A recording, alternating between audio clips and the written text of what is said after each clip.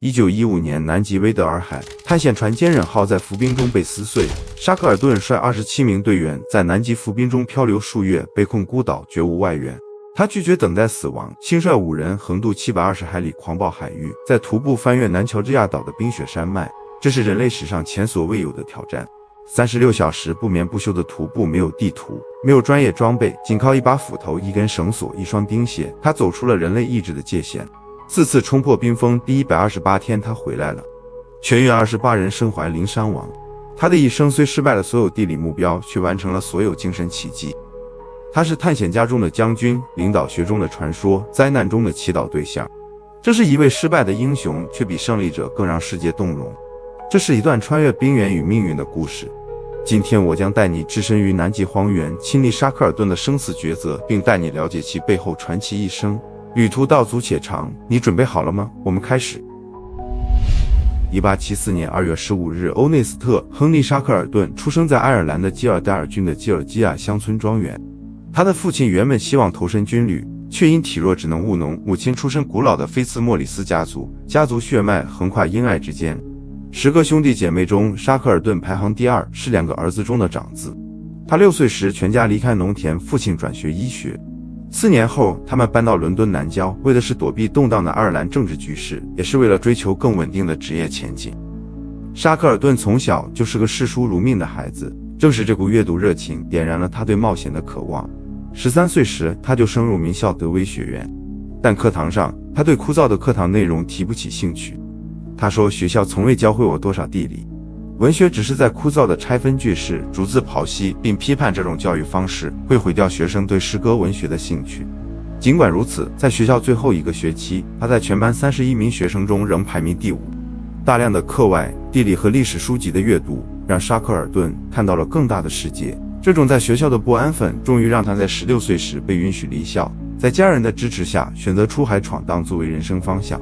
他原本可以申请皇家海军达特茅斯不列颠尼亚号的海军学员名额，但没有家族背景庇佑且费用昂贵，他最终选择了最底层的路径，在商船上桅杆前的实习水手。接下来的4年，他从北大西洋到南太平洋，他实践中迅速成长，在甲板上学会辨识星辰、抗风御浪，也学会与形形色色的人打交道。20岁时，他就通过了2副资格考试，并被聘为威尔士郡航运公司一艘散货蒸汽船的3副。不到2年，他又取得1副资格。24岁时，通过远洋船长考试，具备在全球范围指挥英国商船的资格。1899年，布尔战争爆发，25岁的沙克尔顿调至部队运输船廷塔吉尔城堡号。据沙克尔顿同事记述，沙克尔顿与以往的年轻军官截然不同。他不孤僻，却安于独处，有时会朗诵济慈或布朗宁的诗句，个性中既敏感也带着些许倔强，本质上是富有同理心的军官。在廷塔吉尔城堡号，他结识了一位叫塞德里克·朗斯塔夫的陆军中尉，而这位中尉的父亲在当时正是正在筹备中的英国国家南极探险的主要金主，他就是鲁艾林·朗斯塔夫爵士。沙克尔顿就是借助这段人脉，获得了与朗斯塔夫爵士的面谈机会，并争取到了加入探险队的机会。朗斯塔夫对沙克尔顿的热情印象深刻，随即向该探险项目的总负责人克莱门茨·马克汉姆爵士推荐了他。1901年2月17日，27岁的沙克尔顿正式被任命为探险船发现号的第3副官。同年6月4日，他被编入英国皇家海军后备队，授以海军中尉军衔。尽管名义上他只是从联合城堡航运公司请假，但实际上这次调动也标志着他告别了商船海员生涯，也开启了他的南极探险之门。英国国家南极探险也称发现号探险，得名于探险船发现号，由皇家地理学会主席克莱门茨·马克汉姆爵士筹划多年。探险由晋升不久的海军鱼雷中尉罗伯特·法尔肯斯科特指挥，而这个人将贯穿沙克尔顿余生，两人将成为极地时代的双子星。此次探险目标涵盖科学研究与地理发现。虽然发现号不是隶属于皇家海军的军舰，但斯科特要求全体船员、军官和科学人员遵循海军纪律法，使得整支探险队按照皇家海军的规章制度严格运作。尽管沙克尔顿的背景和个性更倾向于一种更灵活、非正式的领导风格，他仍接受了斯科特的管理模式。他被指派的职责包括负责海水成分分析，担任军官餐厅的伙食管理员，负责船舱物资与储备管理，同时还要安排文娱活动。发现号于1901年7月31日从伦敦东印度码头起航，途经马德拉群岛、开普敦和新西兰。于1902年1月9日抵达南极海岸。登陆后，沙克尔顿于2月4日参与了一次热气球试飞。他还与科学家爱德华·威尔逊和哈特利·费拉尔一同完成了一次从麦克默多湾冬季营地出发的雪橇旅行，为后续南极探索开辟出一条通往大冰障的安全路径。1902年南极冬季，发现号被困在海冰中，沙克尔顿期间在船上编辑了一本队内杂志《南极时报》，为队员提供精神慰藉。据随船服务员克拉伦斯·海尔回忆，沙克尔顿是船员中最受欢迎的军官，擅长与各类人打成一片，但也有一些说法称他是借此与斯科特在领导权上暗中较劲。斯科特亲自挑选了沙克尔顿与威尔逊一同参与接下来向南挺进旅程，目标是在特有南极点的方向上达成尽可能靠近极点的记录。虽然这次并非真正的极点冲刺，但在当时尚无人抵达真正意义上的极点，推进至更高纬度本身就是一次重要的科学与荣誉之争。1902年11月2日，这三人出发踏上南行之旅。他们成功突破南纬82度17分，刷新了卡斯滕伯奇格雷文克于1900年创下的纪录。斯科特后来称此行可谓成败参半，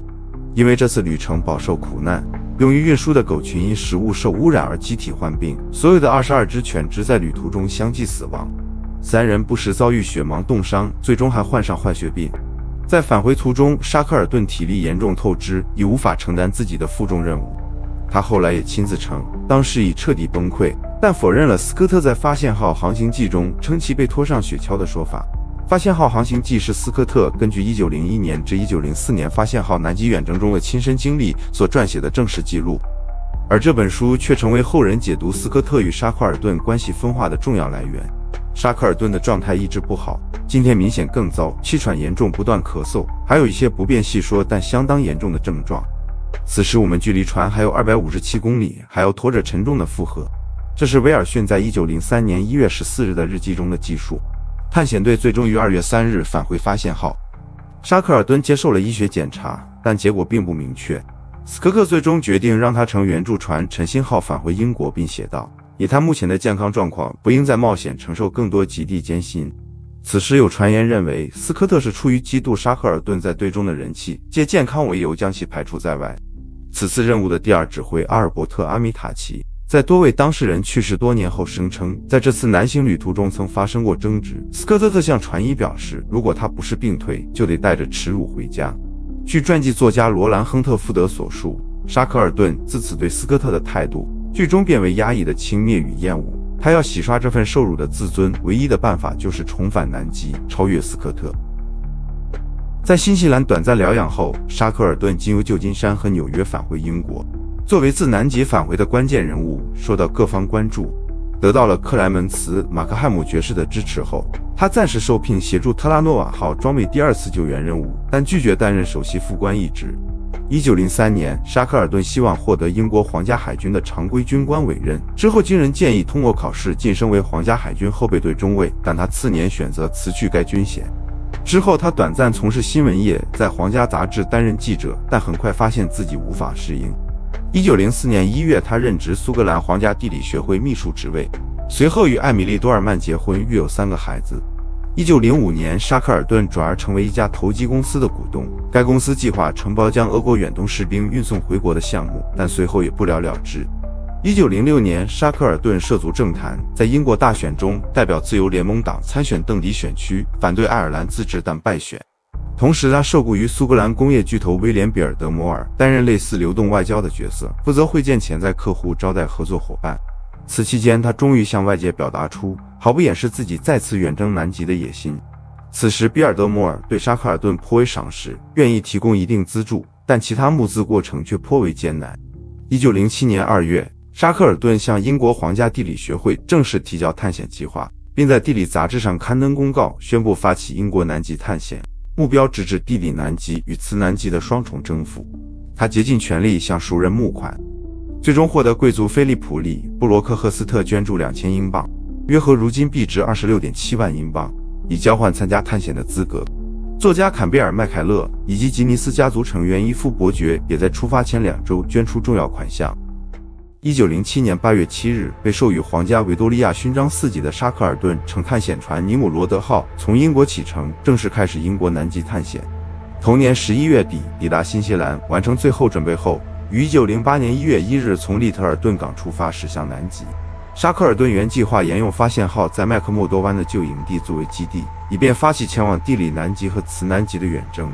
但在离开英国前，他受到斯科特施压，因斯科特声称该地区属于其科研范围，不得其进入。他不得不承诺避免使用麦克默多湾区域，勉强同意选择其他基地。为节省燃煤，尼姆罗德号先由蒸汽船拖航2655公里至南极冰域，并由新西兰政府与联合轮船公司共同承担该费用。遵照和斯科特的约定，船队首先驶向冰障东段。在1908年1月21日抵达时，他们发现冰障入口已扩展为一座巨大海湾，内有成百上千头鲸鱼，于是将其命名为鲸湾。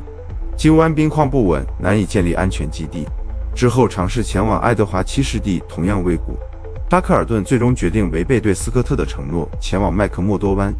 1908年1月29日，尼姆罗德号抵达麦克默多湾，但仿佛有某种力量在阻止尼姆罗德号。它被冰封在距离旧基地哈特角北部26公里处。在多次天气延误后，团队最终在更北的罗伊兹角建立基地，距离哈特角约39公里。尽管条件艰苦，沙克尔顿与队员间的情感联系，并团队保持团结专注。1908年10月29日，沙克尔顿与3位队友弗兰克·霍尔德、埃里克·马歇尔和詹姆森·亚当斯出发，开启了伟大的南征之旅。1909年1月9日，他们终于到达南纬88度23分的星最南点，距离南极点仅180公里，刷新了人类探索历史上的最远纪录。途中，他们发现并命名了比尔德莫尔冰川，以纪念沙克尔顿的赞助人。这4人也成为首批踏上南极高原的人类。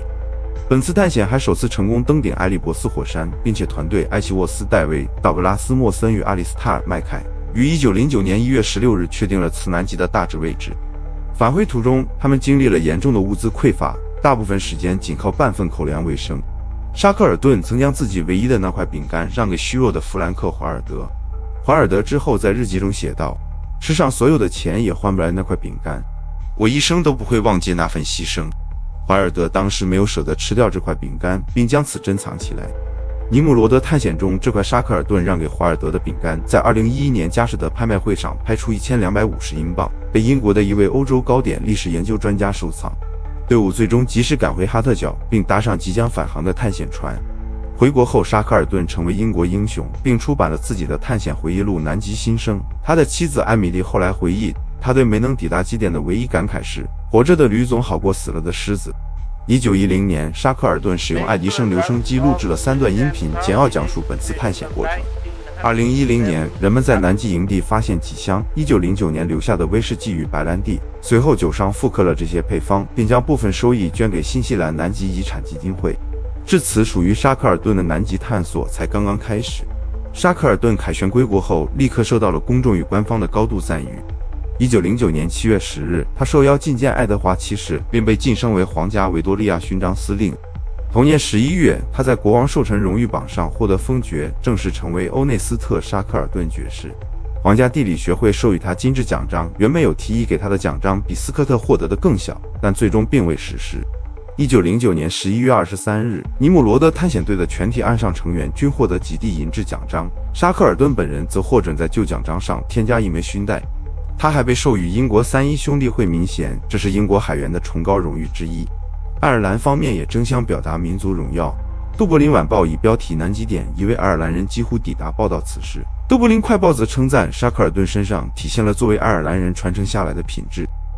但背后现实是，这场探险让沙克尔顿债台高筑，远远无法兑现他之前对赞助人的财务承诺。尽管他努力筹资，仍需政府紧急拨款2万英镑，约合现在币值257万英镑，以偿还最迫切的债务。沙克尔顿开始进行大规模的巡回演讲，他试图趁着声名在外之际涉足商界，期望能迅速致富以偿还债务。他一度涉足烟草公司，开发纪念邮票，以及试图运营匈牙利矿产特许经营权，但这些项目全都失败告终。可能经济状况欠佳，他主要靠演讲收入维持生计。1910年9月，他曾写信给妻子表示：“我再也不会去南极了，我已经想得很清楚，我的位置就在家里。”但内心仍对极地念念不忘。私下，他曾与道格拉斯·莫森商讨一项科学探险计划，准备探索阿德尔角与高斯山之间的南极海岸，并于1910年2月向皇家地理学会递交提案。其实，沙克尔顿是否能重返南极，很大程度上取决于另一个人，那就是斯科特。此时的斯科特正在进行的特拉诺瓦号探险。等待特拉诺瓦号探险结果的过程让沙克尔顿的内心深处五味杂陈。1910年6月15日，斯科特一行人乘特拉诺瓦号探险船从加利夫出发，试图成为史上第一个抵达南极点的人。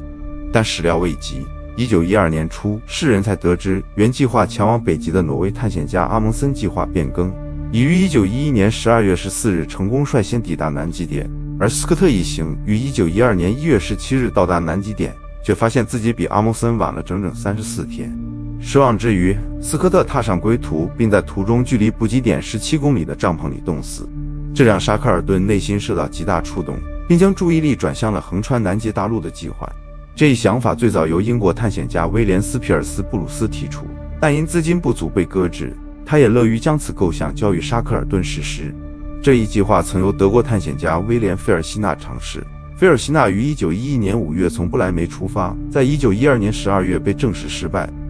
1913年12月，沙克尔顿公布了他的新计划，并以雄壮的标题命名为“帝国横贯南极探险”。坊间流传他曾刊登一则传奇广告，以严峻的语言吸引适合的应征者，征求志愿者苦难无边，薪资微薄，极寒长夜，安全无保障。成功归来则荣誉永存。此次探险计划动用2艘船，坚忍号驶往威德尔海，在瓦塞尔湾登陆，由沙克尔顿亲自率领6人组成的主力穿越南极大陆，途经南极点，最终抵达麦克默多湾。而曙光号则由安尼阿斯麦金托什船长带领，从罗斯海方向出发，在大冰障上铺设沿途补给舱，直至比尔德摩尔冰川，为主队横跨提供燃料与食物。沙克尔顿再度展现其惊人的募资能力，除英国政府提供的1万英镑，按现在折算约为121万英镑，苏格兰皇马巨头詹姆斯·泰尔德爵士捐出2.4万英镑，米德兰工业家弗兰克多克捐助1万英镑，烟草继承人珍妮特·斯坦科姆·威尔斯女士则捐出一笔慷慨且保密的巨款。公众热情空前高涨，沙克尔顿共收到超过5000封应征信。值得一提的是，他的选拔方式颇为出人意料，比如他更看重性格与心理韧性，而不仅仅是履历和技术。物理学家詹姆斯被问的第一句话竟是“你会唱歌吗？”因为沙克尔顿深知，在漫长孤绝的极地生活中，幽默与乐观有时比专业更能救命。他常凭第一印象定夺，也敢于打破常规。要求上船后，军官、科学家与水手同吃同住，轮流做杂物。晚饭后，所有人围坐一圈，说笑话、唱歌、讲故事，人人平等。最终，他从众多申请者中挑选出55人，分配至2艘船“坚忍号”与“曙光号”。主力船“坚忍号”由沙克尔顿亲自领导，船长为经验丰富的航海家弗兰克·沃斯利。第二指挥是沙克尔顿的老搭档弗兰克·华尔德，一副是莱昂内尔·格林斯特里特。气象学家是伦纳德·赫西，他同时也是个能弹奏班卓琴的开心果。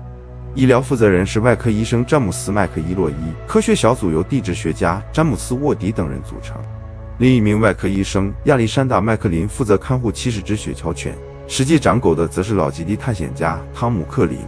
其他船员包括导航员休伯特·赫德森、物理学家雷金纳德·詹姆斯、木匠哈里·麦克尼什以及生物学家罗伯特·克拉克。摄影师是后来的传奇人物弗兰克·赫尔利，他冒险拍下了不少惊心动魄的画面。有趣的是，其中还有一位19岁的威尔士少年珀西·布莱克伯罗，他原本被拒绝登船，却偷偷藏在船上，被发现时几近冻僵。沙克尔顿虽勃然大怒，但最终选择让他留下，安排在厨房帮工，让他成为坚忍号第28位船员，这次探险队的第56人，也成为这次事件最年轻的生还者。船上还有一只名叫契比太太的猫，实际上还是只公猫，由木匠麦克尼什饲养。后续发生沉船事件后，这只猫因无法适应极地生存环境而被处死，引发部分队员长期怨念。这一群人虽来自不同阶层，却将在世界尽头一同书写人类意志的极限篇章。1914年12月5日，40岁的沙克尔顿率坚忍号离开南乔治亚岛，进入威德尔海，驶向瓦塞尔湾。刚开始，坚忍号就遇到一层新生冰及形成1年的冰层，航速尚可，但情况迅速恶化。1915年1月19日，船被完全冻牢于浮冰中，无法前进。2月24日，沙克尔顿判断已无法在当年冬季脱困，下令将船转为冬季营地。全体成员开始在原地坚守漂流，期待春天到来。到了9月，春天虽至，但冰层解冻不顺，反而不断挤压船体，造成严重船体结构损伤。10月24日，船体进水，沙克尔顿终于下达指令弃船。不到1个月的时间，在1915年11月21日，坚忍号最终在南纬69度5分、西经51度30分沉入滨海。坚忍号沉没前，沙克尔顿率领队员将所有可用物资3艘小艇和帐篷搬上浮冰，他们在一块宽广平整的冰块上扎营，期待浮冰随着洋流飘至大约402公里外的波莱特岛，那里据说曾储存有补给物资。然而多次尝试徒步穿越冰原都失败告终，浮冰裂缝、冰面不稳、疲劳和寒冷让计划难以实施。沙克尔顿于是下令转移至另一块更稳定的冰块，建立耐心营地，继续依靠浮冰自然漂流的力量寻找脱困机会。到1916年3月17日，营地已飘到距离波莱特岛仅97公里的位置，但此时两地之间隔着厚重破碎的冰墙，依然无法接近。此时已距离弃船过去了145天，距离起航过去了468天。更糟的是发生在4月9日，浮冰突然断裂成2块。沙克尔顿迅速指挥全员登上3艘小艇，准备前往最近的陆地向导。历经5天，海上颠簸、缺水、高寒和脱力，3艘救生艇终于在4月15日到达向导。这是坚忍号起航497天来，他们首次踏上陆地。但向导是个荒凉的无人岛，由于他们已偏离航道，极不可能被偶遇营救。沙克尔顿意识到，如果继续等待外界救援，无异于等死。他下定决心要主动出击。他们改装了一艘小艇，决定穿越720海里狂风巨浪，亲自去南乔治亚岛求救。他们选择最坚固的一艘小艇，命名为詹姆斯·凯尔德号，以纪念此次探险最大资助人。船匠哈里·麦克尼什负责改装，他们抬高船舷，加固轮毂，用木板与帆布制成临时甲板，用油漆与海豹血封缝防水。沙克尔顿亲自挑选了5名队员同行，分别是船长弗兰克·沃斯利、老兵汤姆·克林、壮汉水手约翰·文森特和蒂莫西·麦卡锡，以及詹姆斯·凯尔德号改造船匠哈里·麦克尼什。1916年4月24日，这艘仅6.1米长的小艇载着6人起航驶向1330公里外的南乔治亚岛，挑战的是世界上最狂暴的海域之一南大洋。要知道，现在的南极还被冬日的极夜笼罩，而詹姆斯·凯尔德号要面对的惊涛骇浪中的15天，零下低温，巨浪时无稀缺，船体随时有被翻覆撞碎的危险。不久，詹姆斯·凯尔德号的帆布甲板就开始漏水，6人必须轮流排水。因指南针无法使用，全靠沃斯利用6分仪和罕见的星象定位奇迹导航。此时的詹姆斯·凯尔德号如同海浪中一枚压上全部命运翻滚的骰子，他们用身体护住船舱，用血水解渴，靠企鹅干肉与海豹汁为生。冰冻海水打湿睡袋，结霜的船舱内温度比外界更低，每次换岗都如同从墓底爬起。他们的胡须、眼睫毛、眉毛都结上了霜，手掌长满冻疮，脚趾已经开始坏死。5月8日，南乔治亚岛海岸终于出现在视线中，但此时海上正刮起飓风，无法靠岸。小艇只能在风暴中随浪漂泊一整晚，船身数次差点撞上礁石。事后才得知，这场风暴在当天击沉了附近海域一艘500吨级的货船。5月9日，6人终于在南乔治亚岛南岸登陆。数天极限航行后，所有人严重脱水、冻伤、呕吐，甚至无法直立。加之南乔治亚岛中部山地天气极端恶劣，常年被厚雪与云雾覆盖，岛上的捕鲸站都在北岸，若在航海绕行风险极大，因此他们决定在岛上停留几天，做休整与穿越计划。因为时间紧迫，有22人仍在荒芜的向导等待救援，每一天都关系这些人的生死。期间，沙克尔顿曾考虑继续乘小艇绕岛北行至捕鲸站，但2次尝试皆因狂风巨浪失败。沙克尔顿最终决定穿越南乔治亚岛中央的未知山脉，而这是一条至今无人走过的路线。此时的他们装备简陋，需手工改装准备。他们将皮靴打孔钉入螺丝钉当作冰爪，外加一把木工手斧和一根约15米长的绳子。他们甚至没有睡袋和帐篷，只能在冰川下躲避风雪。他们翻越冰裂缝，滑坠雪谷，在极夜的黑暗中摸索前行。沙克尔顿随即带着沃斯利与克林踏上了这段36小时不眠不休、跨越51公里的生死徒步，穿越冰川、雪峰、断崖与雾霭，终于在1916年5月20日傍晚抵达斯特罗姆尼斯捕鲸站，接触到人类世界的信号。3人衣衫褴褛，满身血迹与霜冻，像是地狱走出的幽灵。此时已距离弃船过去了209天，距离沙克尔顿离开向导寻找救援27天。然而真正的救援行动才刚刚开始。抵达斯特罗姆尼斯捕鲸站后，沙克尔顿立刻派船前往南岸营救留守的麦克尼什、文森特与麦卡锡3人，并亲自投入对向导22人的营救工作。但这段航程比翻山越岭更为艰难，因为向导已被海冰围困，几乎无法靠近。沙克尔顿辗转联系多方援助，开始救援。第一次尝试，1916年5月底，他乘由南乔治亚岛捕鲸站提供的挪威捕鲸船南方天空号，携带物资与希望，却在向导附近被冰封，被迫返航。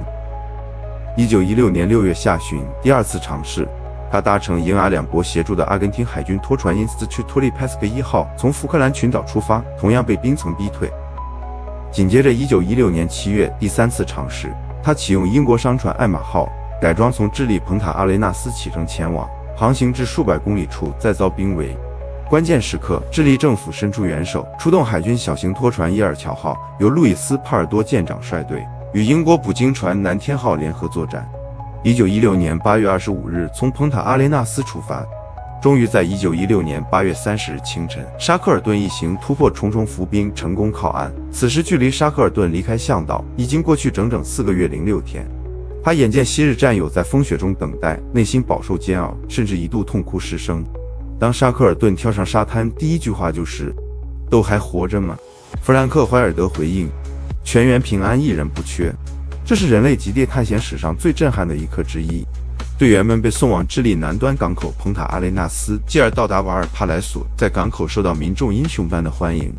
同时的另一战线罗斯海支队悲壮完成任务，与坚忍号主队同时出发的曙光号也在另一端遭遇重大灾难。1915年，曙光号在麦克默多湾被风暴吹离锚地，船只失联，支队被困南极。尽管如此，他们仍完成了极其艰难的补给舱铺设任务，保证主力穿越队若成功，能按计划补给。然而这一努力最终未能派上用场，因为沙克尔顿未能完成大陆横穿计划。但罗斯海支队依然在极端恶劣环境中牺牲3人为代价，坚持完成任务。沙克尔顿后来亲自搭乘曙光号前往新西兰与船队会合，并将剩余支队成员成功救出。1917年5月，沙克尔顿返回英国。沙克尔顿没有凯旋，也没有仪仗队。帝国正陷入第一次世界大战的废墟，对他的生还几乎无人提及。尽管他身体状况已不佳，患有心脏疾病，年纪也已超过征兵年龄，他仍志愿加入英国陆军，并多次申请前往法国前线。在这一时期，沙克尔顿饮酒过度，健康持续恶化。1917年至1919年间，沙克尔顿从极地探险家转为战时外交与军事顾问。1918年，他获授陆军临时少校，参与英军干预俄国内战的摩尔曼斯克行动，并担任北俄远征军的极地作战顾问，因贡献获授OB-1勋章。自此退役，他心中仍念念不忘那片冰雪覆盖之地，转而筹划他的终极南极探险。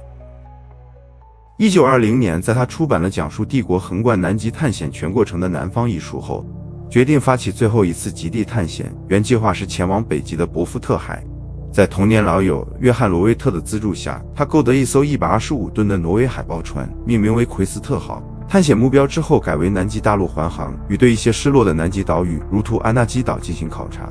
1921年9月16日，沙克尔顿录制了一段告别演讲，由哈里·马修斯的声画同步系统拍摄，据称是世界最早的有声电影之一。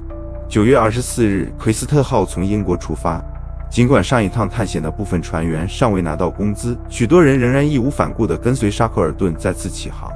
探险船抵达巴西里约热内卢时，沙克尔顿心脏再次发作，但他拒绝接受检查。1922年1月4日，奎斯特号抵达南乔治亚岛。1月5日凌晨2点50分，沙克尔顿感到胸痛，叫醒船医麦克林。麦克林劝他节制生活，他半开玩笑地回答：“你总是让我戒这戒那我该戒什么？主要是戒酒，老大。”几分钟后，他突发心肌梗塞，猝然离世，终年47岁。麦克林尸检后确认其死因是冠状动脉硬化引发心源性猝死，并推测沙克尔顿长期可能患有先天性心脏缺陷及心房间隔缺损。原本计划将遗体送回英国安葬，但在运至乌拉圭蒙德维德亚途中，沙克尔顿夫人艾美丽发来电报，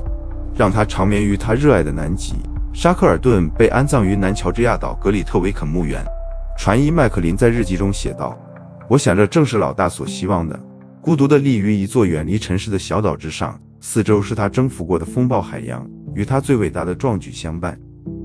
在沙克尔顿遗体返回南乔治亚安葬前，乌拉圭蒙德维德亚的圣三一教堂曾为其举行全军荣誉的追悼仪式。1922年3月2日，伦敦圣保罗大教堂也为他举办庄严的纪念礼拜，英国国王乔治5世及王室成员皆派代表出席。而鲜为人知的是，沙克尔顿去世时负债高达4万英镑，按如今价值约为275万英镑。随即发起的沙克尔顿纪念基金，一方面资助其子女教育，另一方面也用于赡养其母亲。